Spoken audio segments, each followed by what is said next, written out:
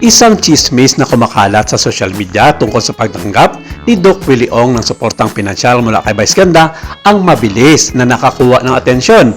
Gayunpaman, nagsalita na siya upang itanggi ang chismis na iginigiit na ang impormasyon ay hindi tungpak. Sa panahon ng social media, isang simpleng post lamang ang maaaring magdulot ng napakalaking diskusyon. Sa loob ng ilang minuto, ang isang payag ay maaaring makarating sa libo-libong mga tao. Sa loob ng ilang oras, maaari itong maging paksa ng debate sa iba't ibang mga platform online. At sa loob ng ilang araw, ang isang hindi kumpirmadong kwento ay maaaring maging isa sa mga pinaka-pinag-uusapang usapin sa internet.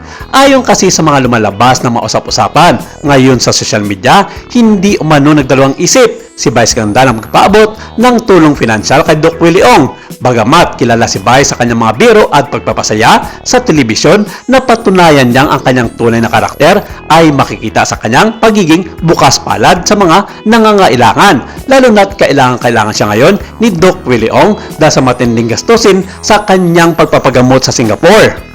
Dahil sa kanyang napakaraming mga proyekto, mga endorsement at mga negosyo, itinuturing si Vice na isa sa pinakamayamang personalidad sa bansa at pinili niyang gamitin ang kanyang biyaya upang makatulong sa kapwa. Nasabi sa mga balita na fully paid na umano ni Vice ang lahat ng mga gastusin ni Doc Willie Ong sa Singapore sa buong taon, na bagay namang hinanga nito ng taong bayan. Sinasabing dahil sa kanyang napakaabala o hectic na schedule, hindi na personal na iabot ni Vice ang donasyon, ngunit tiniyak niyang nakakarating ito kay Doc Willie Ong sa lalong madaling panahon.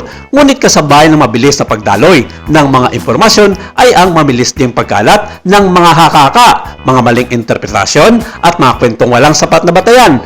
Pero nauna nang nilinaw ng kampo ni Doc Willie Ong na hindi niya personal na nakausap si Vice Ganda na konektado sa sinasabi ng iba na nagbigay nga ito ng malaking tulong sa kanya.